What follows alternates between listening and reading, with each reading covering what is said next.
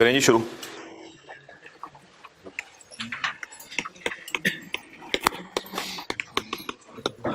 जी भाई, बहुत ही दिल पर पत्थर रख के ये सवाल मैं करा रहा हूँ क्योंकि आगे मुझे पता है अभी 2 चैप्टर रहते हैं, रिटर्न असेसमेंट, पीरियड लॉसेस। लेकिन क्या करें, फिर आप सिलेबस को बगाया तो नहीं जा सकता, तो ये न्यूमेरिकल आप कराना पड़ेगा आपको। एक दिन और हमारा लग जाएगा सेल्स टैक्स पे। क्वेश्चन 5 देखी जाएगी आपको जब भी सिलेबस खत्म होता है। Question 5, Jahangir is registered under sales. Syllabus क्या जल्दी खत्म करके पता नहीं क्या कमाल आप लोगों ने कर लेना, मुझे नहीं समझ आ रही। ठीक है, वो तो ठीक है, लेकिन अब जाहिर बात है जो चीज़ें करनी है तो आनी है ना, पेपर में तो आनी है, करनी भी है, ऊपर से तो नहीं गुजारनी। कौन सा पेज है ये? 482। J is registered under Sales Tax Act 1990. J runs multiple businesses. Following information has been restricted for the month of February 2017. चलेंगे शुरू है।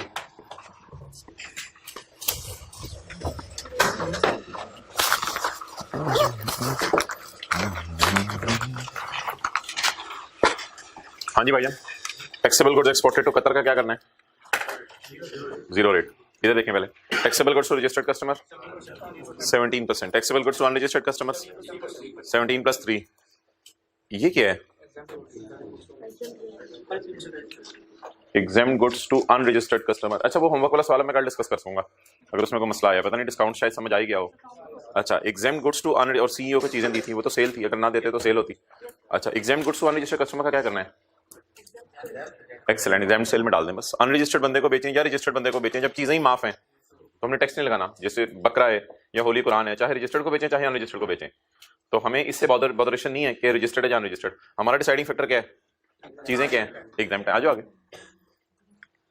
अच्छा, इंक्लूड का लफ्ज हाईलाइट करवा दें, फिर न्यूमेरिकल शुरू करते हैं। कहाँ कहाँ इंक्लूड का लफ्ज है? और मार ले नीचे नजर, कहाँ कहाँ इंक्लूड का लफ्ज आ रहा है? पहले में है, दूसरे में भी है, और तेरी है छिक के रखा हुआ काम, चौथे में भी है, और तेरी खैर 5 में भी है, 6 में भी है। ठीक है, चलें, कोई मसला नहीं। अच्छा, ये पहला क्या है? Supply of taxable goods to, supply of taxable goods to, यानी 750 में मसला है। अच्छा, इसके बाद किस में मसला है जी? टैक्सेबल गुड्स टू, इसमें मसला है। उसके बाद G taxable purchases from, taxable purchases from registered 3 million में मसला है। आगे किस में मसला है? एक्सपोर्ट इंक्लूड 1 लाख में 550 में कोई मसला नहीं है भाईजान, अभी मुझे वो 550 में मसला है, मैंने 50 में डाल दिया। अच्छा, उसके बाद आखिर में exempt supplies, exempt supplies, exempt supplies क्या होती हैं? सेल या purchase? Exempt supplies, supplies sales, exempt supplies to, exempt supplies include, exempt supplies तो एक ही है सवाल में। तो इन सारी फिगर्स को क्या करेंगे फिर? इनर कॉलम में लिखेंगे या आउटर कॉलम में लिखेंगे? इनर कॉलम में लिखेंगे। अभी इधर ही रखें। तो अब क्या करेंगे जी? वर्किंग 1, 2 और 3 शुरू करो यार, चलाओ।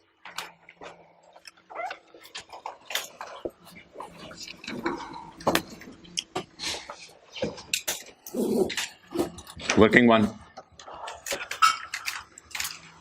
input tax on others,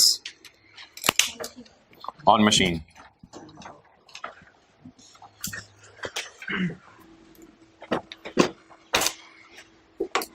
अच्छा, मैं ना आज वर्किंग 2 तरह इधर कराऊंगा, अपोर्शनमेंट, खुली खुली अपोर्शनमेंट ऑफ इनपुट, सेल। थोड़ी सी ना जरा खुली वर्किंग करनी है आज इसमें। इनपुट अदर में जरा 1-2 लाइनें लिखनी पड़ सकती हैं। इनपुट मशीन, टैक्सेबल 0 और एग्जेम्प्ट। और मेरे भाई ये काला आ जाएगा इधर, इधर नीला आ जाएगा, और ये नीचे भी कुछ जगह छोड़नी है, ठीक है। और वर्किंग 3 हमारी क्या होगी? Taxable cell. वर्किंग 3 इधर कर लेते हैं यार, न्यूमेरिकल का फेस इंशाल्लाह देखी जाएगी, कहीं और कर लेंगे, ठीक है। वर्किंग 3 कौन सी सेल जी? Taxable sale. फिर आज तो जगह खुली है, इसको नीचे कर लेते हैं।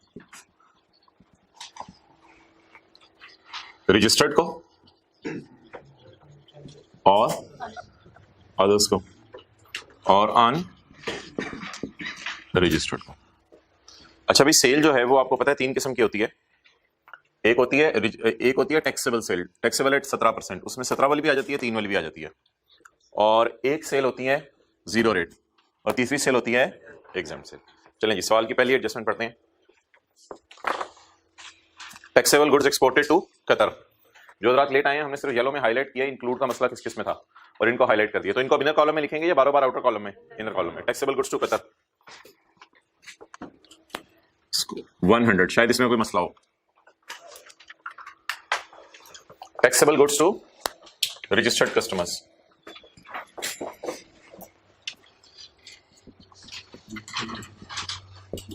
कितने जी?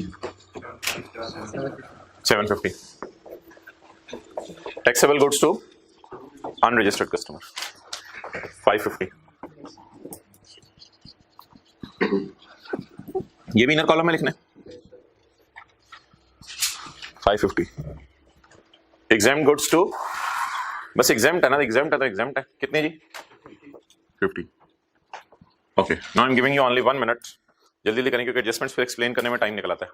अगर आप नोट करने में जल्दी कर लें, यहां तक मेरे साथ आ जाएं, वार्म अप होके आया करें।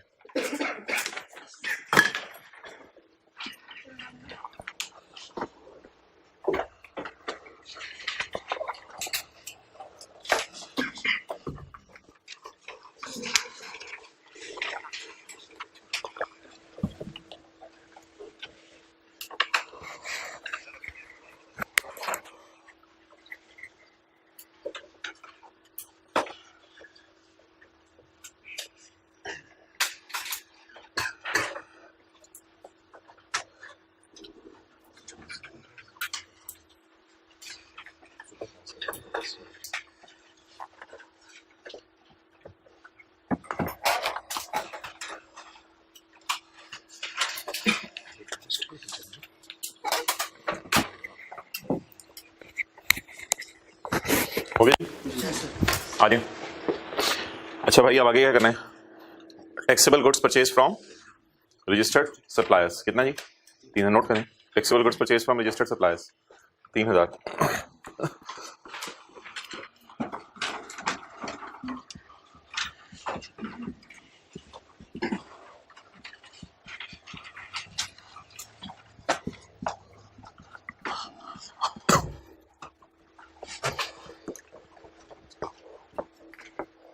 अच्छा भाई ये जो है ना लाइन अगली वाली जिसको मैं स्काई ब्लू में डाल रहा हूं, ये इंशाल्लाह भी क्लास पूरी होती है ना तो इसको पढ़ते हैं।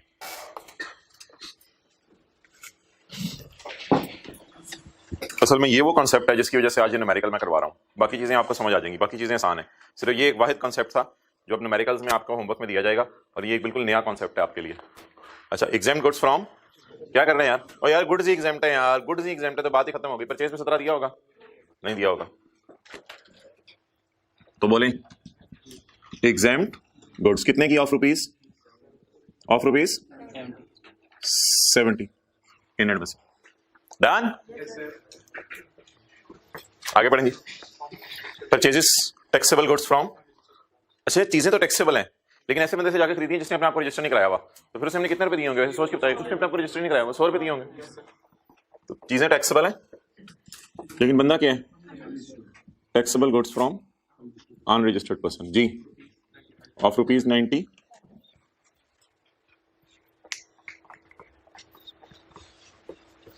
ओके चलें जी आगे। Following further information is available. पढ़े यार, पहला पॉइंट पढ़ के साथ साथ सारी करें, जल्दी बताएं व्यूअर्स। निकालें पहले, पढ़े पकड़ने का जल्दी करें ना, पीछे पड़ गए। कुछ और चीज भी कर लेंगे, न्यूमेरिकल खत्म हो गया तो क्या करें, क्या डालें, क्या निकालें? Calculator please please please calculator. Sale of taxable goods to registered customer, sale of taxable goods to, इस 7.5 लाख में मसला है। इसमें क्या पड़ा हुआ है? 2 लाख की सेल पड़ी हुई है। तो जानने वाला यहां पे रुक के बताएं पड़ी कितनी हुई है? 2 लाख की। पड़ी कितनी हुई है? 2 लाख की। ऐसा ही है ना, इंक्लूड 2 लाख है। To an associated company at a special discount of, normal discount is, तो भाई ये रॉन्ग फिगर बताएं कितनी है? 2 लाख।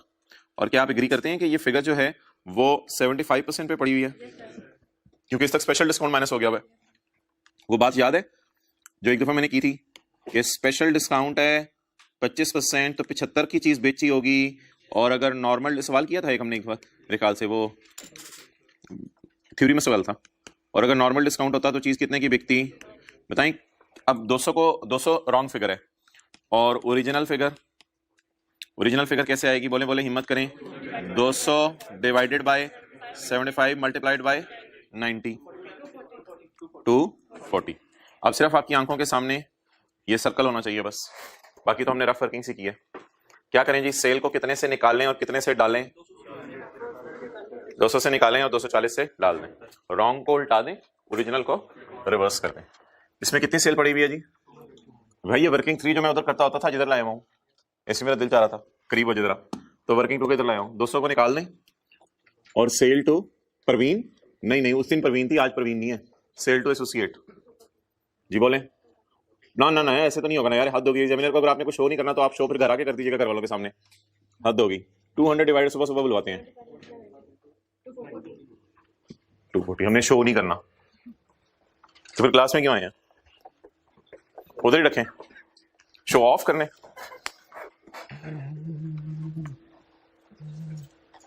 आ जाए पढ़े यार, अगला पॉइंट फारी करें यार, जल्दी करें यार, ऐसे ना किया करें यार, अपनी किताबों से पढ़े।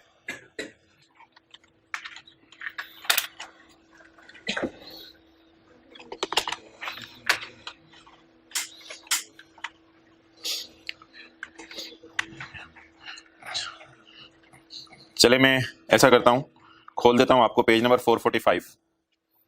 अब आप जो है वो रिलैक्स होके इस पॉइंट को अपनी किताब से पढ़ें और डिसीजन ले लें। पेज 445 में इधर खोल दिया,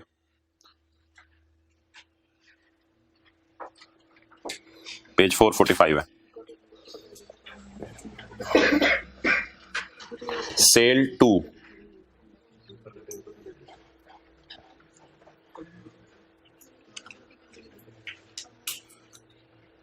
समझ आया कुछ? चलिए आप जरा ट्राई करते हैं। Taxable goods to unregistered customers, taxable goods to 550 में मसला है, टैक्सेबल गुड्स टू 550। क्या मैं ये कह सकता हूं कि इसने ये लिखा हुआ है 550 इंक्लूड? क्या मैं कह सकता हूं इस लाइन का ये मतलब है कि 550 इंक्लूड?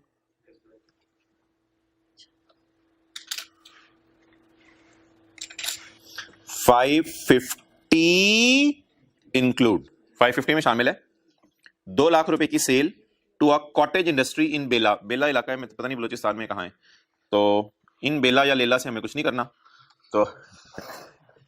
तो it include sale to a cottage industry.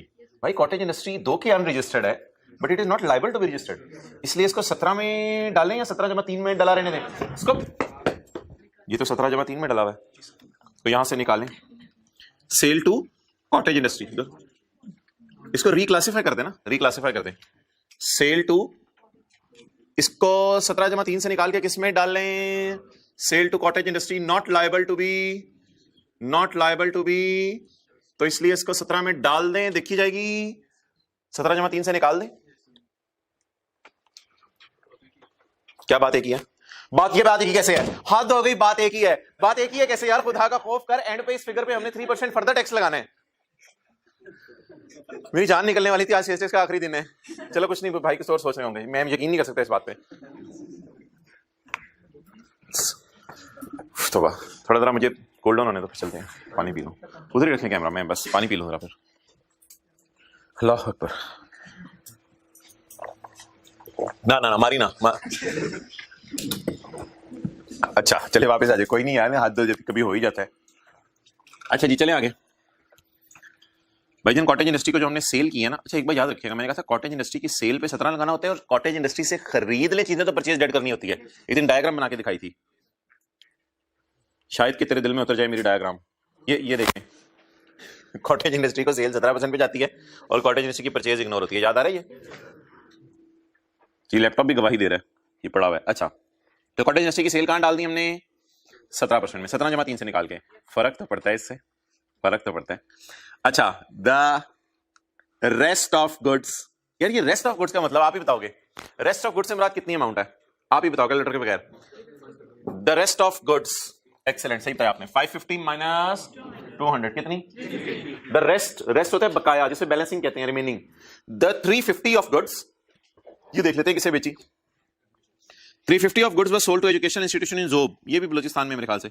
तो एक कोई तालीमी इदारा है जोब में, उसको चीजें बेची हैं। भाई ये जो तालीमी इदारे को चीजें बेचनी है, तालीमी इदारा मैन्युफैक्चरर है, डीलर है, होलसेलर है, रिटेलर है, एक्सपोर्टर है, मैन्युफैक्चरर है। तो ये कॉटेज इंडस्ट्री नहीं है यार, हाथ होगी, ये फैक्ट्री है, यहाँ पे हाथ होगी यार। ये एंड कंज्यूमर है। सर आसिफ नहीं है, एजुकेशन इंस्टीट्यूट है। सर आसिफ अलग है, एजुकेशन इंस्टीट्यूट अलग चीज होती है। तो ये कौन है? तो भाई एजुकेशन इंस्टीट्यूट ने क्या करना है चीजों को, एजुकेशन इंस्टीट्यूट ने जो है वो बल्ब बना के बेचने आ गए, एजुकेशन इंस्टीट्यूट ने इसी बना के बेचने हैं चीजों को, एजुकेशन इंस्टीट्यूट ने इस्तेमाल करके फेंक देने चीजों को। तो भाई मेरा सवाल भाईजान सिर्फ ये है, जो असल बात है ना वो मैं आपसे जरा पूछने लगा हूं, वो आपने डंके की चोट पे बतानी है। Is cottage industry liable to be registered? Excellent. Is education institute liable to be registered? हमारी बला से बेला लेला जोब, हमें से कोई कंसर्न नहीं। Cottage industry and education institution are not liable to be registered. Cottage industry and educational institution are not liable to be, आप बता दें इनकी सेल किस पे डाला करें? 17% पे। डन। अब यार बकाया सेल किसकी है? 550 में से बकाया किसको है? एजुकेशन इंस्टीट्यूशंस को। तो इनको जो मैंने सेल की है वो 17% पे करूं, या ये भी बुरे बच्चे हैं? ये बुरे बच्चे नहीं है। वैसे रेस्ट ऑफ रेस्ट बची कितनी थी? 550 में 350 को यहां से निकाल दूं? कुछ तो मेरे पास रहने दो, सब कुछ मेरा लेके जा रहे हो। चुप, खुदा के लिए कुछ तो रहने दो, कुछ। चुप।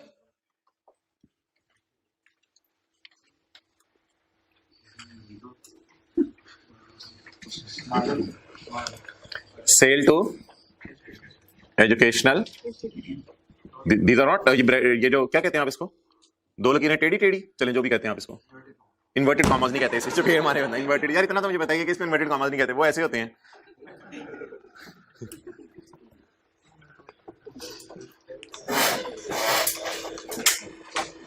चलें आगे बढ़ें। हाँ यार इसका क्या करना है? पॉइंट 3 का करें यार, साथ साथ फारिग करें इसको, जल्दी करें यार। सिनेरियो कौन सा यार ये क्रेडिट नोट वाला? एक्सेलेंट भाई, ये तो जबरदस्त आपने ये पकड़ लिया। Reduction of sale price. तो सिनेरियो कौन सा वाला है? Credit note of 1 lakh was issued by JA to a customer. यार JA to a customer, JA Dawlance जैसा है या होंडा जैसा है, और कस्टमर ऐसी जरा समझने के लिए JA किस जैसा है? डॉलेंस जैसा है। और आपको याद है कस्टमर हमने होंडा रखा हुआ था उधर, ये तो डॉलेंस और होंडा जैसा है। तो a credit note was issued by seller, JA तो हम है ना, a credit note was issued by seller to a customer. ये हम सेलर हैं, हमने अपने ग्राहक को, दुकानदार ही अपने ग्राहक को नोट इशू करता है ना, on reduction of sale price. जरा सेल प्राइस पे देखते हैं, सेलर क्रेडिट नोट इशू करते हैं, देखाते हैं, पता चल रहा है कि सेल प्राइस रिड्यूस हो रही है। तो सेल प्राइस रिड्यूस पे सेलर क्रेडिट नोट इशू करता है। ओहो, दूसरा इशू करता है लेकिन वो डेबिट नोट होता है। हाथ होगी, दोनों इशू करते हैं। वो दूसरा कैसे इशू कर सकते हैं क्रेडिट नोट? वो तो डेबिट नोट इशू करता है सुबह सुबह।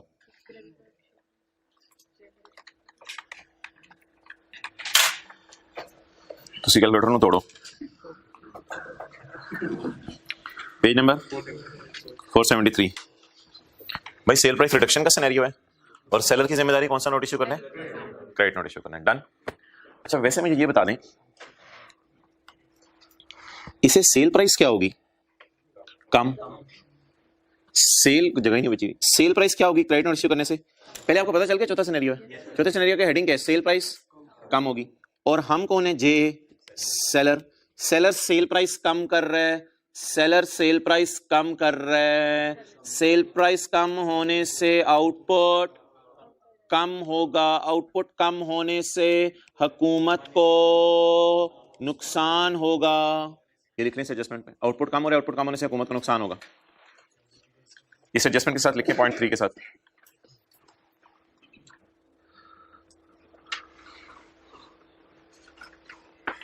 सेल कम हो रही है, इससे आउटपुट कम होगा, आउटपुट कम होने से हुकूमत को नुकसान होगा। ये एडजस्टमेंट कितने दिनों में कर सकते हैं? 180 डेज में। अच्छा चलें अभी इस बहस को साइड पर रखें कि क्या कहते हैं, ये एडजस्टमेंट होनी है या नहीं होनी, इसको भी साइड पे रखें। बिल फर्ज अगर होनी हो तो सेल कम कहां जाके करें, किस वर्किंग में? बिल फर्ज अगर होनी हो सेल का हम कम कहां करें, जल्दी जल्दी बताएं। वर्किंग 2 में, वर्किंग 3 में, यहां पे जाके सेल कम कर देंगे। जैसे सेल रिटर्न वगैरह इधर आती है तो इधर सेल कम हो जाएगी। क्लियर? तो सेल कम होनी है, ठीक है। कैसे पता चला हम सेलर हैं? J A issued to a customer, customer को हमने इशू किया नोट। तो चौथे सिनेरियो में आपको पता है सेलर इशू करता है credit note. The goods were sold in November, the goods were sold in November. ये फरवरी है यार, फरवरी है और ये नवंबर है। अब दिन तो गिन नहीं सकते 180, मोटा मोटा गिने जरा, नवंबर, दिसंबर, जनवरी, फरवरी। शायद मैं, मुझे ये भी समझ नहीं आ रही कि नवंबर को गिनूं या ना गिनूं, क्योंकि नवंबर की तारीख नहीं पता। तारीख नहीं पता तो मैंने कहा था चलें यकम नवंबर ले लें, एज्यूम कर लें, नवंबर, दिसंबर, जनवरी, फरवरी को। तो अभी तो 4 महीने गुजरे हैं मेरे ख्याल से। 6 महीने में 180 दिन होते हैं, 6 महीने में तो 183 दिन होते हैं, 6 महीने से 2-3 कम में 180 दिन हो जाते हैं। तो क्या ये एडजस्टमेंट की जा सकती है? ठीक है, तो ये लिख लिया आपने, हुकूमत को नुकसान है। सो एडजस्ट इन ओनली 180 डेज। तो इधर आके लिखें 180 डेज नहीं गुजरे इसलिए हुकूमत को नुकसान पहुंचाया जा सकता है। पॉइंट 3 के साथ लिखें 180 डेज नहीं गुजरे इसलिए हुकूमत को नुकसान पहुंचाया जा सकता है। सेल कम होने से हुकूमत को नुकसान होगा ना। सेल प्राइस रिडक्शन कहां डालूं? सेल प्राइस रिडक्शन,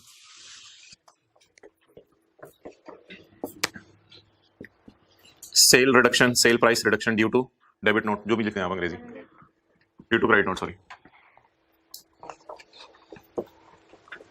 अच्छा भाई, अब मैं सेफली कह सकता हूं कि किसी भी किस्म की एडजस्टमेंट आगे डेबिट क्रेडिट नोट की हैंडल कर लेंगे, ठीक है।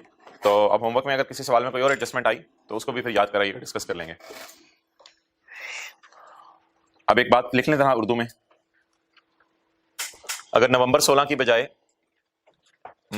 अप्रैल 16 लिखा होता, अगर नवंबर 16 की बजाय अप्रैल 16 लिखा होता तो अब आगे तो खुद ही फिल कर लें आगे। अगर नवंबर 16 की बजाय अप्रैल 16 लिखा होता तो हम तो फरवरी में खड़े हैं ना, हम फरवरी में खड़े हैं ना, फिर तो बहुत देर हो जाती। फिर इस एडजस्टमेंट को इग्नोर करते हैं, फिर इस एडजस्टमेंट को इग्नोर करते हैं। वाई? 180 डेज गुजर गए।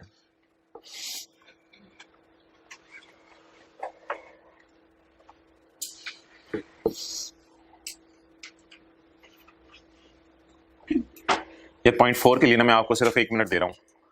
पॉइंट 4 पढ़ के देख लें कौन कौन सी चीजें माइनस करनी है, कौन सी नहीं करनी। इंक्लूड हुई हुई चीज को क्या करते हैं? माइनस करते हैं या नो नहीं, इंक्लूड हुई चीज को माइनस या ऐड नहीं करते। इंक्लूड तो हुई होती है, या माइनस करते हैं या इग्नोर करते हैं। इंक्लूड हुई चीज को या माइनस करते हैं या इग्नोर।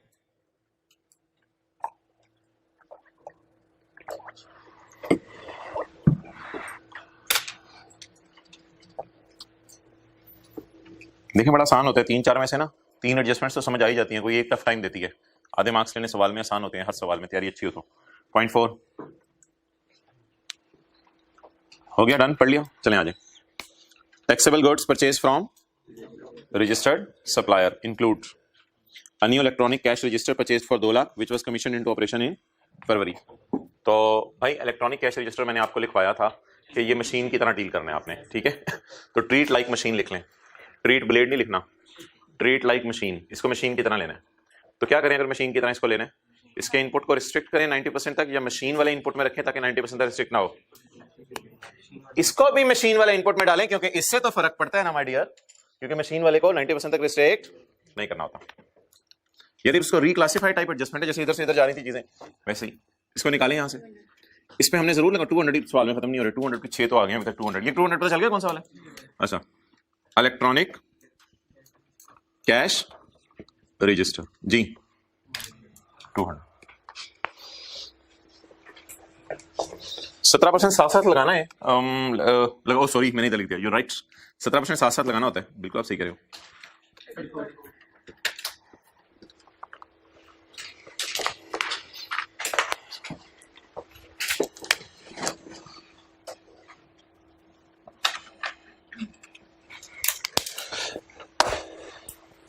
ओके,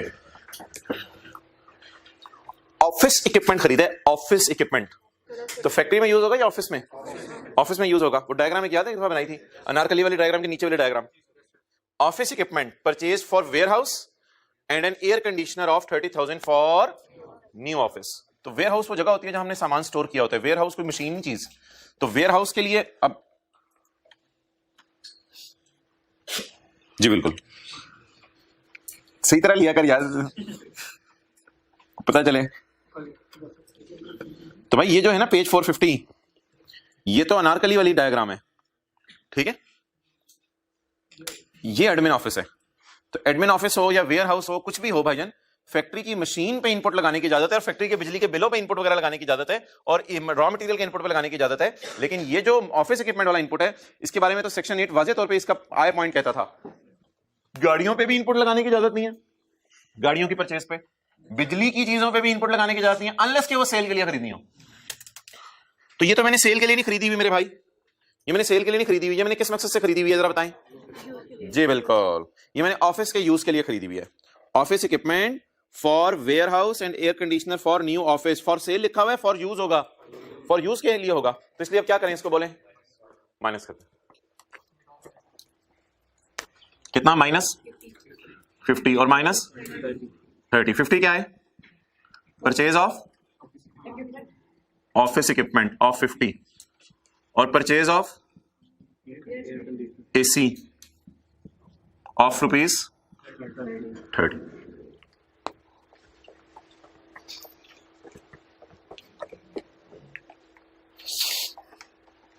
आगे बढ़ेंगे।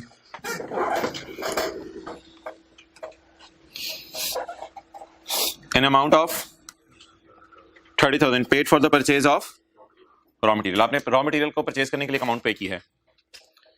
An amount of 30,000 paid for purchase of raw material, paid, पैसे पे कर दिए। However, only 30% of the goods were supplied during February।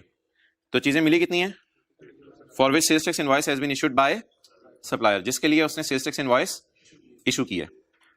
अच्छा यार मुझे ये बताएं, कैश पेड सारी चीजों का हो गया, लेकिन बिल मेरे पास उतनी चीजों का आया है जो आई हैं।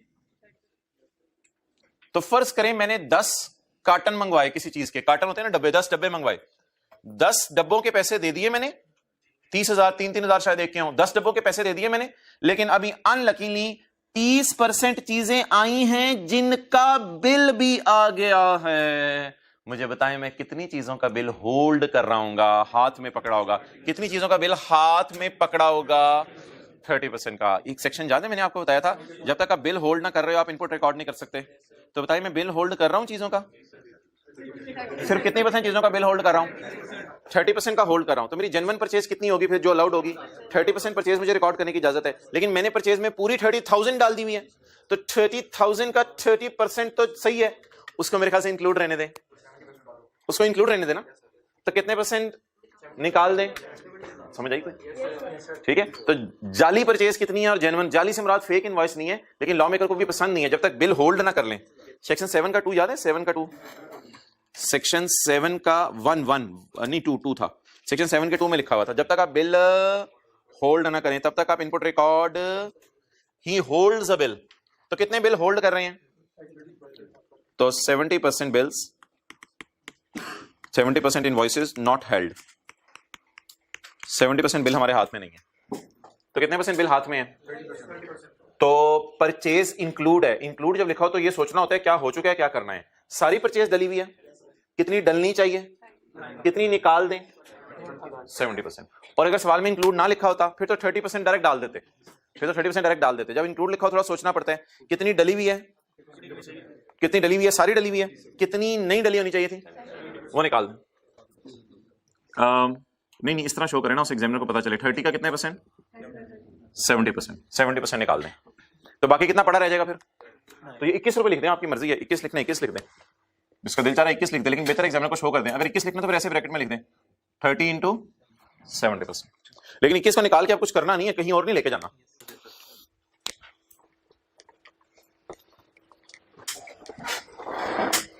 आगे वायर्स एंड केबल्स हैं यार वायर्स एंड केबल्स में बताऊं आपको, वायर्स एंड केबल्स अगर अनारकली के साथ है ना तो फिर तो नॉट अलाउड है। पॉइंट नंबर हमारा था H, अगर वायर्स और केबल्स इमूवेबल प्रॉपर्टी के अंदर के लिए है ना फिर नॉट अलाउड है, लेकिन अगर वायर्स और केबल बेचने के लिए हैं तो फिर अलाउड है। अब देखते हैं वायर्स और केबल्स किस लिए हैं। The wires and cables of 50 and electrical sanitary fittings of 90. These items are used in renovation of factory building with anarkali. तो फैक्ट्री बिल्डिंग के अंदर है ना, ये तो फिर नारकली के साथ है। तो फिर भाई क्या करेंगे, इसका इस परचेज को डेड कर देंगे। पॉइंट नंबर कौन सा, एच। ऐसे घर में कोई किताब देखना ले, पॉइंट नंबर निकालें।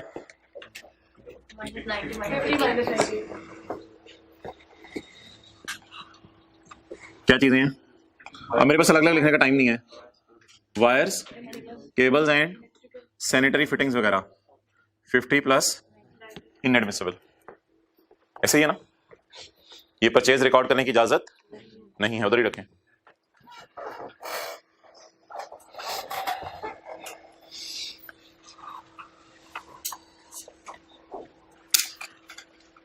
चलें जी, इधर ले आए, मजा आ रहा है आज। पॉइंट 5,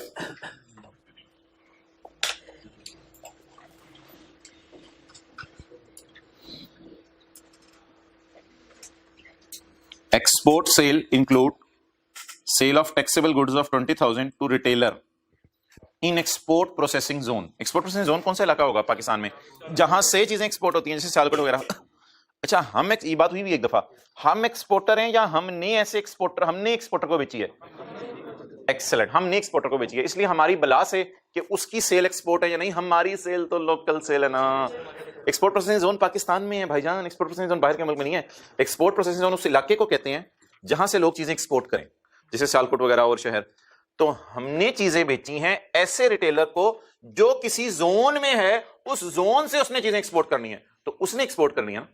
तो मेरी तो लोकल सेल है। अच्छा, मैंने गलती से एक्सपोर्ट में डाल दी है, अब क्या करूं, एक्सपोर्ट से निकाल दूं। रिक्लासिफाई कैसे करूं जरा बताएं।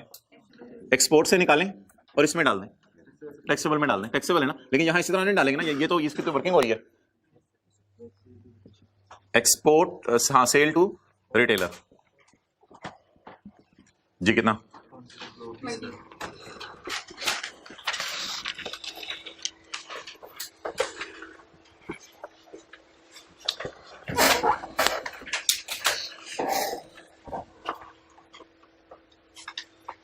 वो एक्सपोर्टर है, हम एक्सपोर्टर हैं, तो हमने एक्सपोर्ट सेल में फिर क्यों डाला इसको, हम एक्सपोर्ट सेल से इसको निकाल दें। ठीक है, चलें अगला पॉइंट।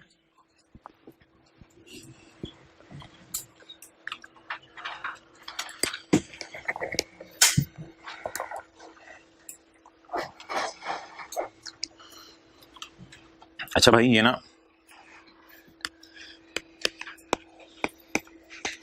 एक बंदा टैक्सेबल सेल करता है, 50 गाड़ियां बेची और उसमें 2 गाड़ियां ना शुरू में लॉन्च हुई थी, सैंपल बेस पे दे दी किसी को।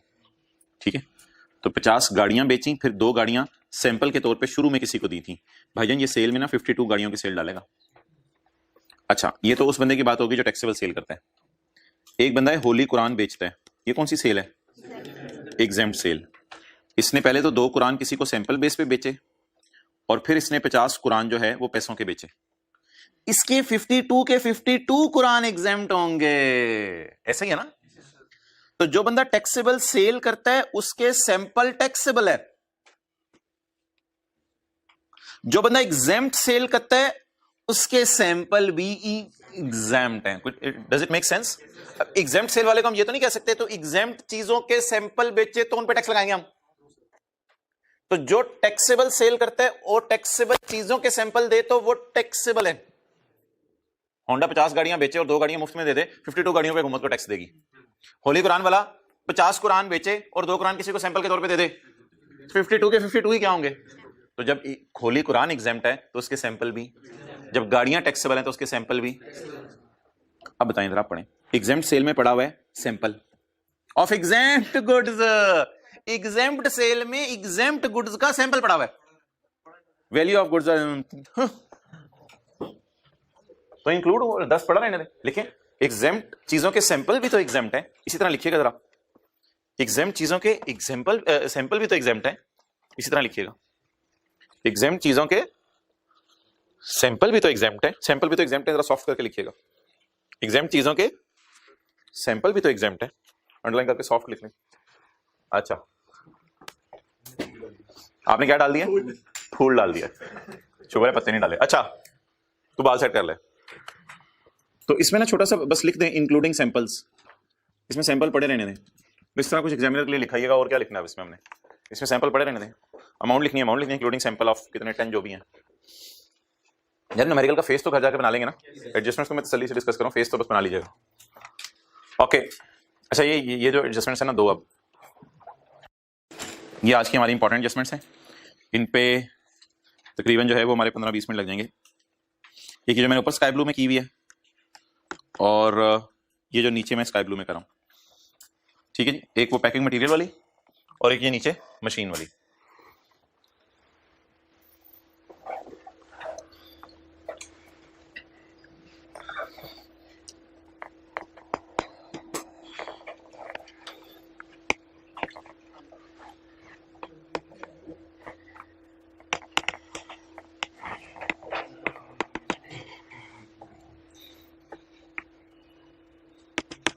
फल, फल शोर ने कहा आई परचेज्ड फल for my family, for my अब्बू अम्मी खाएं, बीवी खाए, बच्चे खाएं।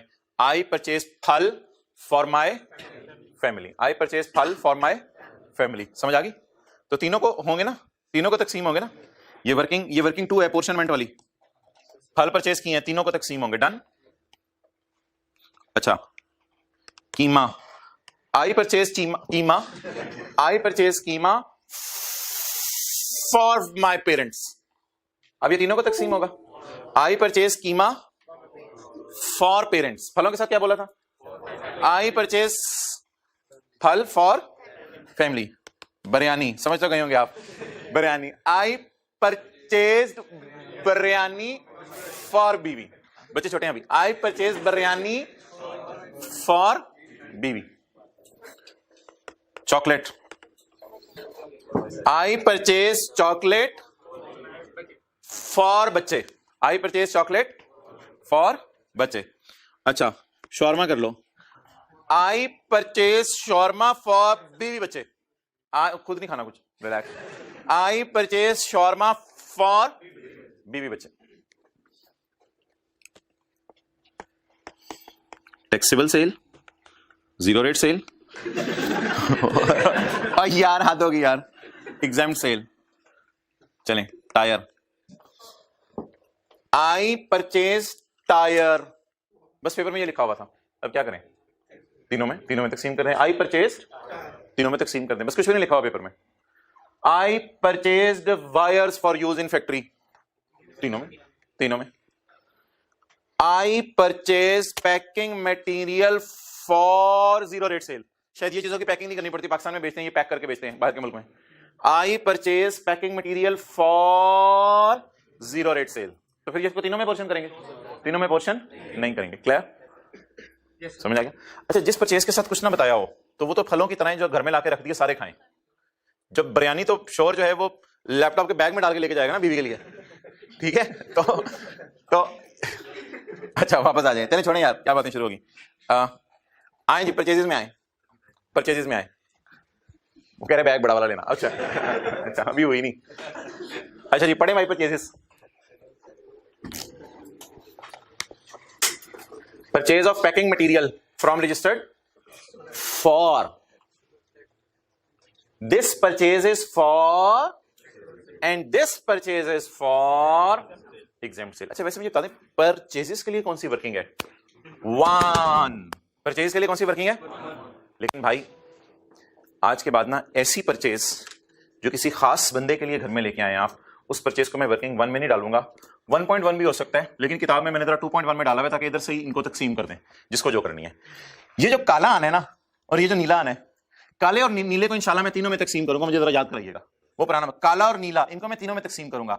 आज पीला जरद पता नहीं क्या क्या आएगा आज इधर, उनको भी तकसीम करना पड़ेगा। लेकिन जर्दे को तो किसी किसी को देना है वरना घी वाला होगा, ठीक है? तो काले नीले पे पुराने रूल, लेकिन आज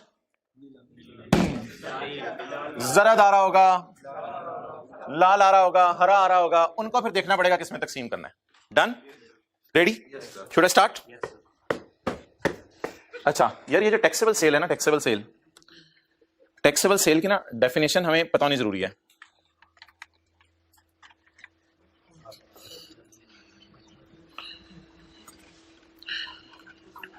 क्या लगे हुए? Page number 439। भाई टैक्सेबल सेल में याद रखिएगा सभी सवाल साइलेंट, और टैक्सेबल में फिर 17% भी आ जाती है और 0 रेट भी आ जाती है। Taxable at 17 and 0, taxable at 17 and 0। अच्छा, अब आपको क्या फीलिंग आ रही है? आपने परचेज किया packing material, what's your feeling?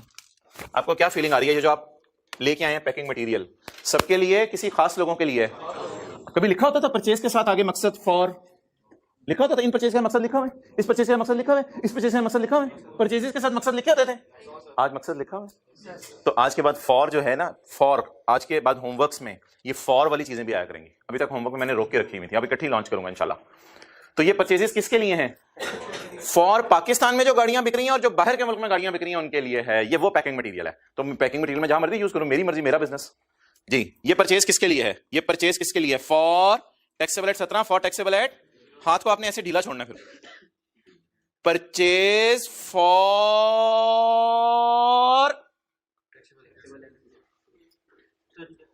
देखें दोबारा देखें, परचेज फॉर, इस लिफाफे को आपने रखना नहीं है उधर, टेबल पे नहीं जाकर रख देना, इस लिफाफे को जरा, फॉर टैक्सेबल एट, ये अबू अम्मी और बीवी के लिए है, बच्चों के खाने वाली चीज नहीं है ये, अबू अम्मी और बीवी के लिए। For taxable and working 2.1, working 2.1, packing material purchase की है फॉर टैक्सेबल एट 17 एंड 0। ये हेडिंग बन गई हमारी, ये हेडिंग बन गई। आपको पता है इनपुट पे 7 17 लगाना होता है, 7 17 लगाना होता है। पकड़े इनपुट कितने, परचेज कितनी है? परचेज 200 200 200 पे 17%, क्या जवाब आया? 34। 34 मैं किस किस में तकसीम कर दूं? टैक्सेबल और, अभी टैक्सेबल और 0 निकली नहीं, तो मैं पहले टैक्सेबल 0 निकाल लूं, फिर इंशाल्लाह इसको साथ ही पोर्शन भी कर देता हूं।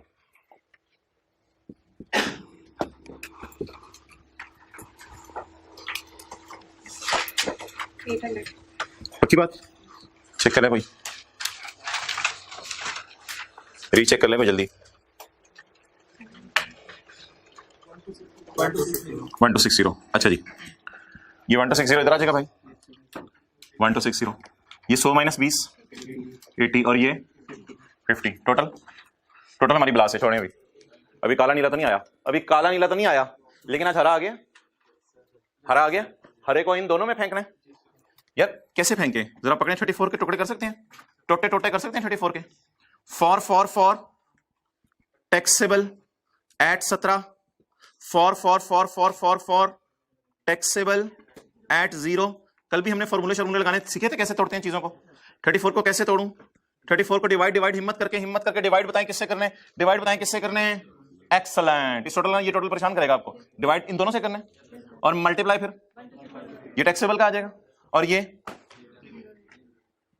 1260 प्लस 80 मल्टीप्लाइड बाय, हाथ का करके समझ आ गई? बताएं यार, लॉजिकल सी बात है ना, इन दोनों को तकसीम कर दो बस, इन दोनों, तीनों में तकसीम करें, दोनों में, फिर आगे अगले, फिर 34 पूरा नहीं होगा वैसे 30 यार, वैसे अगले की जरूरत नहीं है, अगला 2 ही आएगा, 34 माइनस 32 2 ही आएगा। लेकिन अगला अगर आपको फिर भी चेक करना है तो कैसे निकलेगा? 34 divided by 1260 plus 80 multiplied by 80। Clear? काला, नीला, हरा, हरे को तोड़ दिया 2 में, डन। इसको इंशाल्लाह आपने मुझे बताना है फेस पे कैसे लेके जाना है, थोड़ी देर में यहां पे मैं लेके आऊंगा। चले आगे, नोट कर लें। बात बड़ी आसान है, बहुत आसान है, कोई मुश्किल बात नहीं है। अगर अबू अम्मी वाली मिसाल, बीवी वाली तो याद रही जाती है मिसाल। दांत निकले हुए इसके,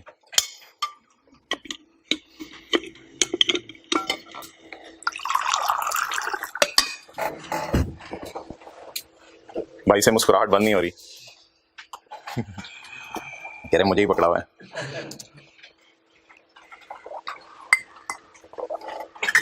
ले आओ भाई, ये पैकिंग मटेरियल किसके लिए है?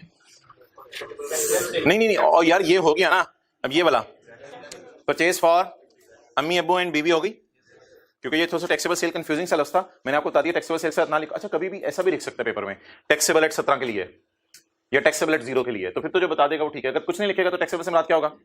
Taxable at 17, taxable at 0। For, ये परचेज किसके लिए है? For exempt sale. ये परचेज किसके लिए है? For exempt cell. फॉर, ये हाथ थक जाएगा, 2 क्लासें और पढ़ानी है। फॉर वर्किंग 2.2, ये पैकिंग मटेरियल मैंने परचेज किया है फॉर एग्जेम्प्ट सेल। क्लियर? यार इस पे परचेज में ना 7-17% लगाते रहा करें। रहने दे, अब कितनी है? 60। आप उधर नहीं लेके गए?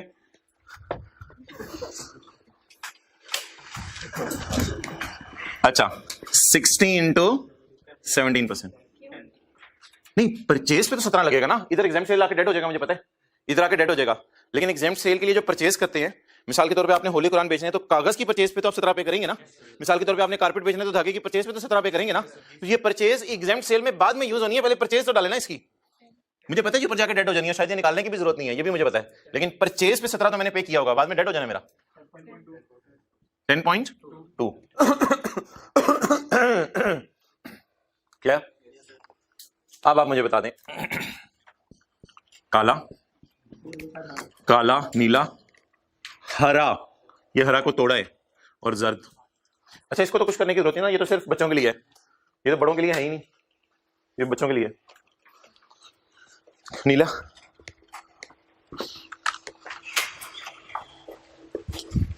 काला बोलें, काला भाईजान 17% लगा के बोल रहे हैं भाईजान। मैं 17 लगाए बगैर बोला था आपने भाईजान। ये क्या लिखा? 435। काला हो गया, नीला, नीला 34, काला हो गया, नीला भी हो गया। अच्छा, हरा तकसीम कर दिया आपने, हरा, हरा तकसीम कर दिया, और लाल, लाल भी हो गया। अब काले को, नीले को, हरे को और लाल को आपने मुझे बताने कहां लेके जाना है। पहले काले को, आपको पता है काले के बारे में तो कुछ नहीं बता रहा था, तो पुराना काम याद है? पुराना काम तो नहीं भूल गया? पुराना काम तो नहीं भूल गया कि अभी टोटल करें इसका 1390। इधर लिखें 435, इसको तकसीम करें काले को। 435 डिवाइडेड बाय 1390। अब ये इस तरह करने की जरूरत नहीं है। 435 डिवाइडेड बाय 13 मल्टीप्लाइड बाय 1260, 394, 25,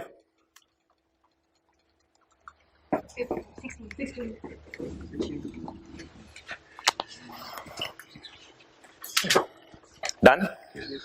अच्छा, मशीन वाला कितना है?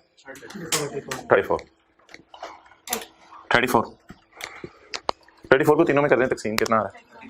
31, 2, 1। आपसे मुझे मदद चाहिए, मैं 32 और 2 को कहां लेके जाऊं? यार ये सही है, 32 को इधर डाल दूं? लो जी, आज तक कमाल हो गया, ये समझ आया? 32 को इधर डाल दूं? जगह छोड़ने को कहा था मैंने। 32 को इधर डाल दूं, और 2, it is purchase of packing material not machine, it is purchase of for both of these.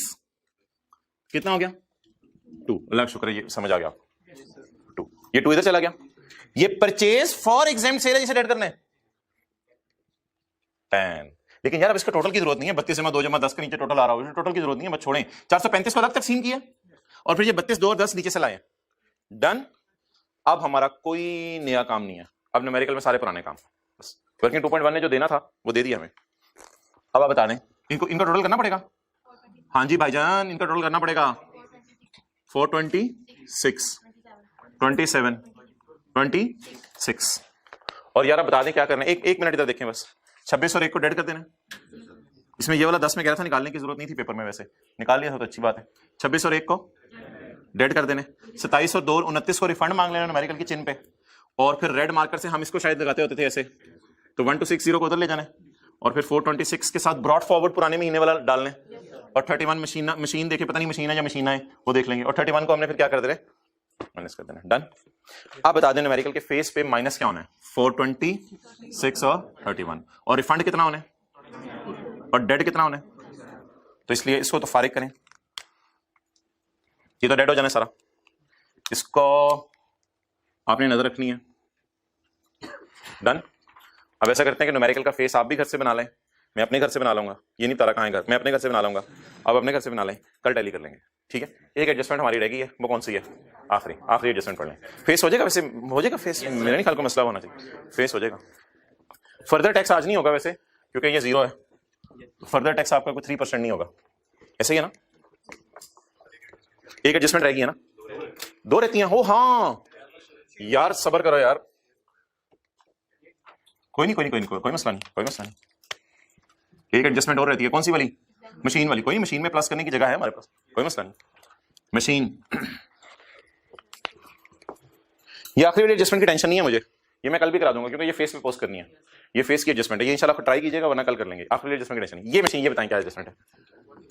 Machine, यार मशीन से तीनों चीजें बन सकती हैं। हाँ, मशीन से टैक्सेबल सेल भी हो सकती है, जीरो रेट सेल भी हो सकती है, एग्जेम्प्ट सेल भी हो सकती है, लेकिन ये मशीन किस लिए है? आज तक तो ऐसे लिखा होता था machine is imported.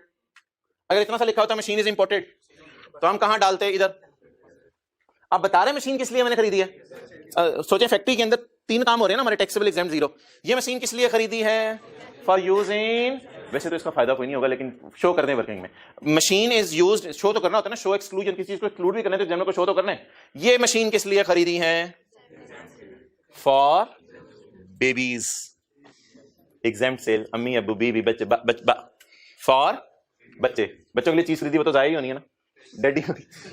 Machine used in, ये फॉर को ना आज जाके आपने गले लगाने हैं, जिस तरह ईद की तरह नहीं 3 दफा गले मिलते, ये जो फॉर है ना, ये आज के न्यूमेरिकल की जान था। ओए होए। अच्छा जी, ये मशीन किस लिए है? जैसे ही फॉर आए ना, तो आपने घर में हाथ ऐसे छोड़ दिया करना है। मशीन फॉर छोड़ते करते करते करते करते working machine for, machine for exempt sale. तो वर्किंग 2.3 क्या परचेज किया भाईजान? मशीन परचेज की है फॉर बेबीज, तो इनपुट डेड ही होना है इसका, लेकिन निकाल लें, 7 17 लगाते रहें। 300 इंटू 50 है, 50 इंटू 17 9, ये 9 इधर डाल देना। अब ये टोटल ना जो 34 है, 31 में 2 जमा 1 का टोटल है, वो आपको पता है, ये 9 हमने एक्स्ट्रा डाला है आज, तो भाई इसको भी क्या करना है यार, डेड करना है। तो भाई ने ऐसे परेशान कर दिया था, एक एडजस्टमेंट रह गई है, लेकिन अच्छा वो बता दिया, ये भी डेड हो गया, जीरो रेट हमारा वही रहेगा, और लक्ष्य न्यूमेरिकल का फेस वही रहेगा। चलिए आखिरी एडजस्टमेंट पढ़ लें। भाईजान जी क्या चीज है? Sales tax brought forward from January, हमारा महीना कौन सा है? और ब्रॉट फॉरवर्ड किससे है? तो 245, तो हमें खेलने की आदत है 245 से। आगे एक बला पड़ी हुई है, इस डली हुई बला को डला रहने देना है या निकालना है? The amount was inclusive of input of 120 paid on chemical which could not be used and was consequently destroyed। ये यूज नहीं हो सका और फिर फरवरी में हमने सोचा इसको डिस्ट्रॉय कर दें। ये डिस्ट्रॉय हुई हुई चीज का इनपुट कल हमने क्या पढ़ा था? डेड हो जाएगा।